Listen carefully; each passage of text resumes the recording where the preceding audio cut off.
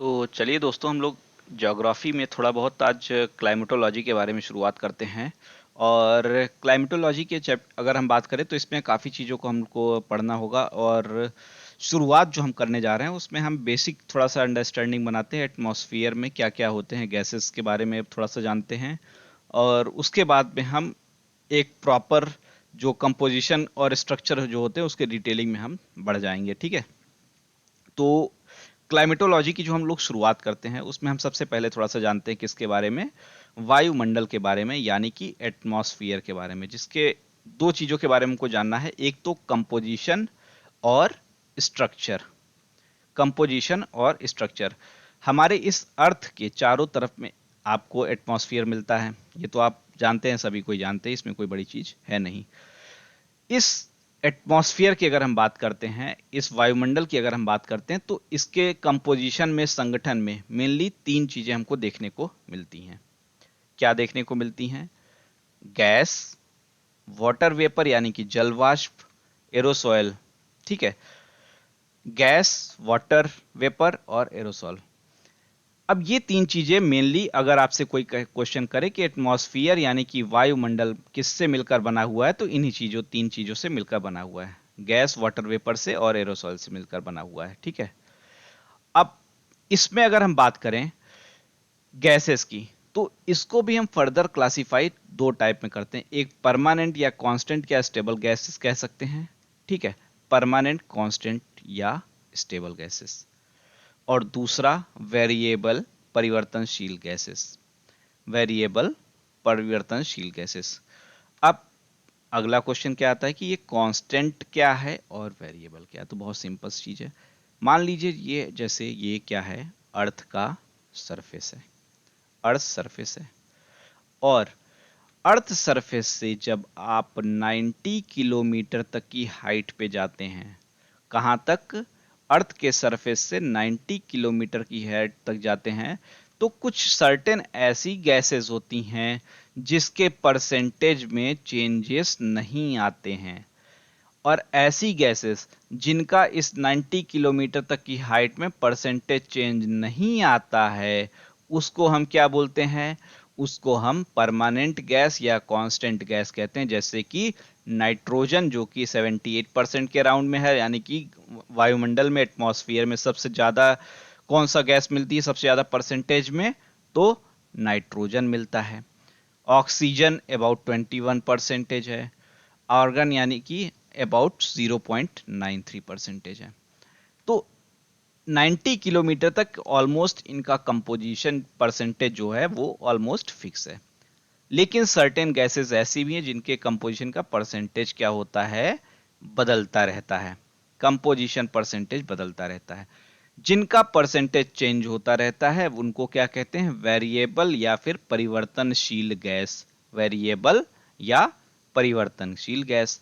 तो इसमें आपका कार्बन डाइऑक्साइड आ जाता है, हाइड्रोजन आ जाता है, helium, neon, xenon, ozone, krypton, बहुत, मेथेन, ये सारी की सारी गैसेस जो होती हैं ये आ जाती हैं।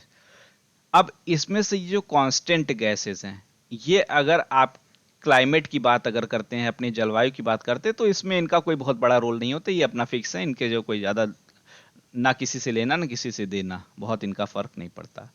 लेकिन आपके एनवायरनमेंट में या फिर क्लाइमेट में जितने भी परिवर्तन आते हैं ज़्यादातर, वो इन वेरिएबल गैसेस के कारण आते हैं। अगर कार्बन डाइऑक्साइड का परसेंटेज बढ़ गया, मीथेन का परसेंटेज बढ़ गया, हाइड्रोजन का परसेंटेज बढ़ गया, कम हो गया, तो उसके सडन चेंज क्लाइमेट पर हमको देखने को मिलते हैं। बट अगर हम बात करें किसके बारे में, परमानेंट गैसेस या कांस्टेंट गैसेस के बारे में, तो इनका बहुत ज़्यादा इम्पैक्ट नहीं देखने को मिलता है। जैसे कुछ इंपॉर्टेंट गैसेस, जैसे नाइट्रोजन क्या है? मोस्ट परसेंटेज, हाईली परसेंटेज वाला गैस है एटमॉस्फेयर में, हमारे वातावरण में, वायुमंडल में। N2 के बिना अमीनो अम्ल का निर्माण नहीं होता, जिसके बिना प्रोटीन का निर्माण नहीं होता। ये तो आप जानती हैं अगर आपने बायोलॉजी थोड़ी बहुत भी पढ़ी है। नाइट्रोजन सॉयल में बैक्टीरिया के द्वारा आता है और उसके बाद पेड़ पौधों की जड़ों से अमीनो अम्ल में रूप में जाकर प्रोटीन का निर्माण करता है, और जिसको पौधे भी लेते हैं, और पौधों से फिर जीवों जानवरों तक में पहुंचता है नाइट्रोजन। HNO3 जो होता है वो किसके लिए रिस्पॉन्सिबल होता है? एसिड रेन्स, अम्ल वर्षा, आप जानते ही हैं, उसके लिए भी निर्माण होता है, इसके लिए रिस्पॉन्सिबल होता है। फर्टिलाइजर्स में भी नाइट्रोजन का यूज़ किया जाता है। इसी तरीके से कार्बन डाइऑक्साइड, जानते हैं आप, ग्लोबल वार्मिंग के लिए रिस्पॉन्सिबल एक गैस है और तापमान को बढ़ाता है।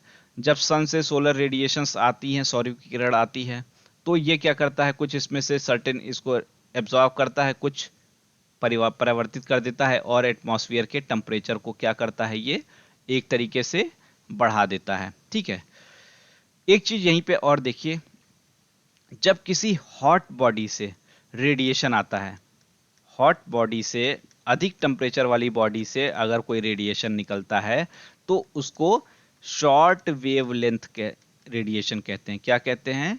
शॉर्ट वेवलेंथ की रेडिएशन, लघु तरंग पार्थिव विकिरण। ठीक है, लेकिन जब सेम चीज कोई लो टेम्परेचर वाली बॉडी से निकलती है कोई रेडिएशन, तो उसको लॉन्ग वेव लेंथ रेडिएशन या लघु तरंग पार्थिव विकिरण कहा जाता है। अगर सन की बात करें तो सन तो हॉट टेम्परेचर है ना भैया, उससे अधिक तो कुछ नहीं है, तो सन से जो रेडिएशन निकल रहा है वो क्या होगा, शॉर्ट होगा कि लॉन्ग होगा? तो लो टेम्परेचर वाला लॉन्ग है, दीर्घ भी दीर्घ, और हॉट टेम्परेचर वाला शॉर्ट है।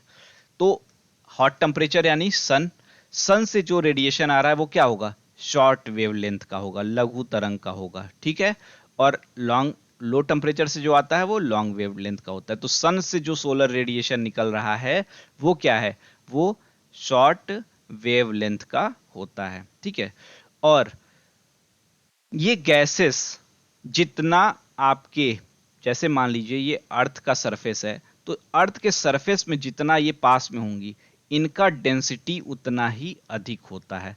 जैसे जैसे ये अर्थ के सरफेस से ऊपर जाती जाएंगी, वैसे वैसे इनका टेम्परेचर, डेंसिटी की ये बात अगर हम करें तो वो घटता जाता है। अर्थ सरफेस पे डेंसिटी, अर्थ सरफेस के पास में डेंसिटी अधिक होती है, और उसके ऊपर जितना जाते जाएंगे डेंसिटी डिक्रीज करती जाती है। और अप्रोक्सीमेट अगर अर्थ के सरफेस को जीरो ले लें और ऊपर में 29 किलोमीटर सिर्फ लें, तो 90% गैसेस यहां पर हमको देखने को मिलती हैं। वहीं अगर हम थोड़ा सा और ऊपर चले जाते हैं, 56 किलोमीटर तक में चले जाते हैं, तो ये गैसेस का परसेंटेज लगभग 50% तक पहुंच जाता है। तो जैसे जैसे हम जाते हैं ऊपर में, वैसे वैसे एक तरीके से डेंसिटी कम होती जाती है और एटमॉस्फेयर कह सकते हैं विरल होता जाता है। उसमें जो वेपर या फिर डस्ट पार्टिकल्स जो भी कह लीजिए आप, वो उनका परसेंटेज थोड़ा सा कम होता जाता है, उसकी डेंसिटी कम होती है। तो नीचे में अगर आपको ज्यादा मिल रहा है तो यहां पर सघन होता है, ऊपर में जाएंगे तो विरल होता है। ठीक है, यहां पर डेंसिटी कम है, नीचे डेंसिटी अधिक होती है। ठीक है, ये कुछ बेसिक से फैक्ट्स हैं जिसको आप याद रखिएगा, जानते रहिए, वो जानने के लिए जरूरी है, इसलिए पहले शुरुआत यहीं से की जा रही है, उसके बाद धीरे धीरे हम आगे बढ़ते चले जाएंगे। कार्बन डाइऑक्साइड की जो लेयर होती है वो क्या करती है, सूर्य से जो किरणें आ रही होती हैं, सन से जो लघु तरंग आ रही होती है, उसके लिए क्या करती है, ट्रांसपेरेंट मीडियम की तरह से काम करती है। उसके लिए क्या करती है, ये ट्रांसपेरेंट मीडियम की तरह से काम करती है और उसको एक तरीके से आने देती है। लेकिन जो लॉन्ग वेव होती है उसको क्या करती है, उसको ये एब्जॉर्व कर लेती है उसका सर्टेन परसेंटेज, और उसके सर्टेन परसेंटेज को रिफ्लेक्ट यानी कि वापस कर देती है। तो अगर इसको ये एब्जॉर्व कर ली, तो एब्जॉर्व कर ली तो टेम्परेचर क्या हो जाएगा, बढ़ जाता है। ठीक है, और अगर ये टेम्परेचर बढ़ गया तो ओवरऑल एटमॉस्फेयर का टेम्परेचर भी बढ़ जाता है। तो CO2 के कारण में क्या होता है, एटमॉस्फेयर का टेम्परेचर हमेशा बढ़ जाता है। अगर हम अर्थ से CO2 को हटा दें तो अर्थ का जो एवरेज टेम्परेचर रहता है वो -20 डिग्री सेल्सियस रहता है। लेकिन अगर हम CO2 को ले लें, CO2 को कंसीडर करने लगे, without CO2 average temperature -20 degree Celsius रहता है। विथ CO2 अगर हम बात करेंगे तो अर्थ का जो टेम्परेचर हो जाता है वो 15 डिग्री सेल्सियस हो जाता है। ठीक है, तो सोचिए कितना डिफरेंस यहां पर पहुंच जा रहा है। ठीक, -20 से आपका 15 पे आ गया। जिस समय महाद्वीपों महासागरों का निर्माण हो रहा था वहां पर CO2 का परसेंटेज 20 to 30% तक था, धीरे धीरे परसेंटेज कम होता गया। ग्लोबल वार्मिंग का आप लोग नाम बहुत सुनते हैं, तो क्या होता है, CO2 से इसका संबंध होता है, ग्रीन हाउसेस गैसेस सब संबंध होता है। तो सिंपल से आप एक चीज तो जानते ही हैं कि आपका एटमॉस्फेयर को क्या करता है, वो हीट अप कर देता है। तो वो सभी गैसेस जो क्या करती हैं, जो भी रेडिएशंस वगैरह आ रही हैं, पार्थिव विकिरण आ रहा है, उसको क्या करे, सर्टेन पोर्शन उसका एब्जॉर्ब करे और वापस कर दे। वो सभी गैसेस क्या करेंगी, एटमॉस्फेयर के टेम्परेचर को बढ़ा देंगी। और वो सभी गैसें क्या होती हैं, वो सभी गैसें एक तरीके से ग्लोबल वार्मिंग गैस होती हैं। ये ग्रीन हाउस गैस यहाँ लिखा है, लेकिन इसको हम यहाँ पर डिस्कस नहीं करते हैं बहुत डिटेल में। सारी ग्लोबल वार्मिंग और ग्रीन हाउस ये सब बहुत डिटेल में हम करेंगे, यहाँ पे इसके बारे में बहुत ज़्यादा हम बात नहीं कर रहे हैं। ओजोन की बात अगर हम करते हैं तो ये ब्लू कलर की गैस होती है। कभी कलर भी पूछ सकता है, तो याद रखिएगा किस कलर की होती है, ब्लू कलर की होती है। और कभी कभी ये ट्रांसपेरेंट होती है, ठीक है। और अभी तो हमने स्ट्रक्चर पढ़ा नहीं है, वहां पे आपको अलग अलग पासेस देखने को मिलते हैं। ऊपर में जो हम हमारा ट्रोपोस्फियर में हमको जो ओजोन मिलता है, उसको हम कहते हैं क्या, बैड जोन। क्या बोलते हैं, बैड जोन। क्यों बैड जोन कहते हैं, वहां पर ये क्या करता है, पीएन यानी पैन यानी पेरोक्सी एसिटिल नाइट्रेट का निर्माण कर देता है, जो हमारे लंग्स के लिए बहुत ही खतरनाक होते हैं। तो ओजोन दो टाइप का होता है, एक हमारा अच्छा भी है, एक बुरा भी है। हाइट पे हमारा जो ट्रोपोस्फियर में मिल रहा है वो बैड है। क्यों, क्योंकि वो पेरोक्सी एसिटिल नाइट्रेट का निर्माण कर दे रहा है, उससे हमारे लंग्स को इन्फेक्शन होता है, ठीक है। एक फोटोकेमिकल स्मॉग एक तरीके का होता है ये। गुड ओजोन कौन है, जो 15 से 50 किलोमीटर की ऊंचाई तक में मिलता है समताप मंडल में। ये क्या कहता है, जो सन से यूवी रेज आ रही होती हैं उसको क्या कर लेता है, एब्जॉर्ब कर लेता है। सन से आने वाली यूवी रेस को एब्जॉर्ब कर लेता है। अगर ये यूवी रेस हमारे यहाँ तक पहुँच जाएंगी तो हमको इनके रेडिएशन से हमारे स्किन की समस्या हो सकती है, बहुत सारी बीमारियां स्किन की हो सकती हैं। लेकिन इस यूवी रेस को ये एब्जॉर्ब कर लेता है, इसलिए इसको गुड ओजोन कहते हैं, ठीक है। ओजोन लेयर डिप्लेशन के बारे में, ओजोन परत क्षरण के बारे में भी यहाँ पर हम बात बहुत ज़्यादा नहीं करेंगे, क्योंकि ये सारी टॉपिक अपने आप में बहुत बड़े टॉपिक हैं। यहाँ पर हम सिर्फ गैसों के बारे में थोड़ा बहुत जान रहे हैं।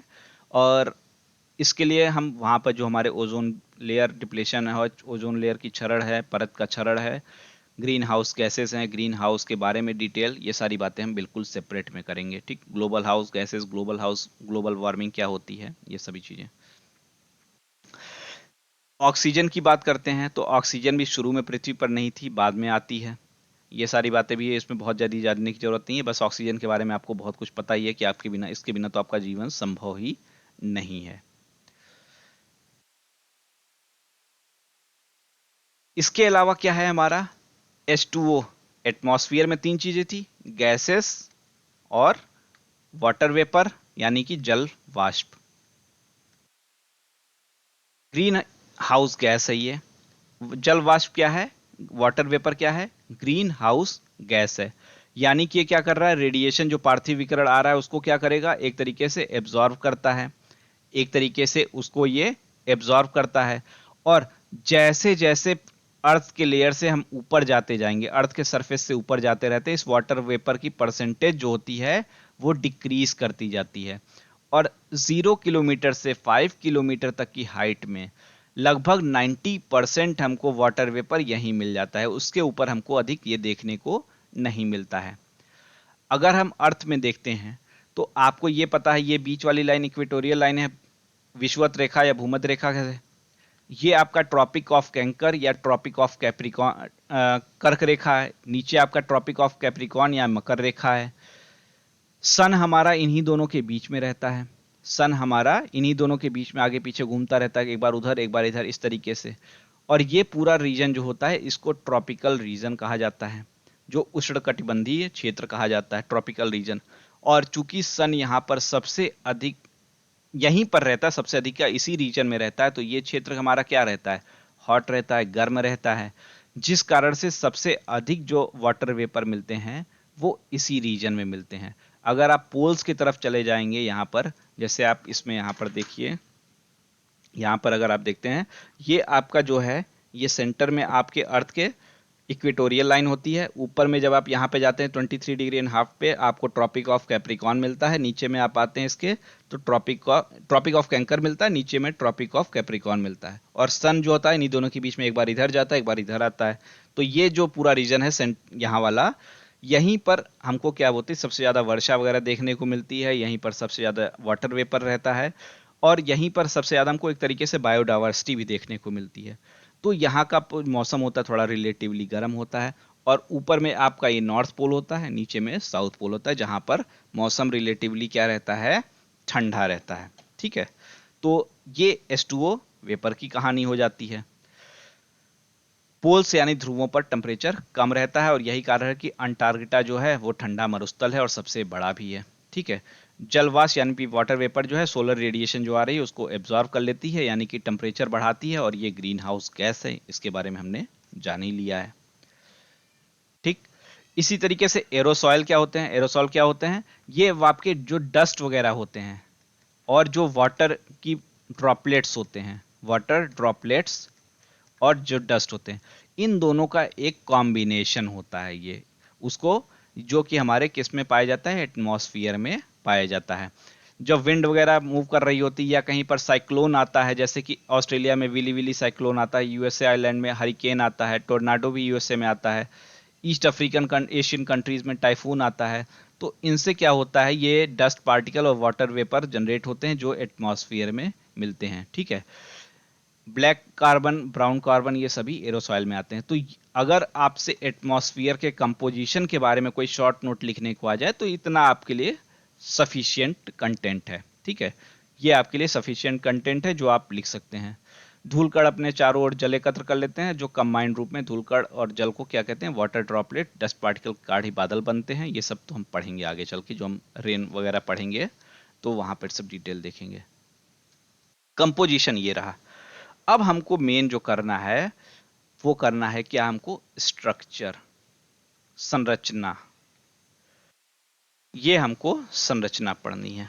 ठीक है, अगर आप जैसे यहां पर अर्थ के सरफेस से सर्टेन हाइट तक में जाते हैं, 8 किलोमीटर और 16 किलोमीटर, यहाँ पर फिर यहाँ पर उसके ऊपर में जाते हैं सर्टेन, और 82 तक से 80 तक जाते हैं, 650 तक जाते हैं। तो यहाँ पर इस पूरे एटमॉस्फेयर को अलग अलग रीजन्स में डिवाइड किया गया है। जैसे ये आपका ट्रोपोस्फियर है, समताप मंडल यानी कि स्ट्रेटोस्फियर, मीजोस्फियर यानी मध्य मंडल, और थर्मोस्फियर। इन सभी चीज़ों के बारे में हम डिटेल जो करेंगे वो अपने कल के लेक्चर में करेंगे। इसके बारे में अभी मैं कुछ नहीं बोल रहा हूँ, अभी हमने सिर्फ कंपोजिशन थोड़ा बहुत एक बेसिक आइडिया लिया है और कुछ नहीं। ठीक है, जो हमारा स्ट्रक्चर के बारे में बात है वो हम कल डिटेल में करेंगे। ठीक है, तो आज के लिए हम इतने पे ही इसको रहने देते हैं। ठीक, चलिए।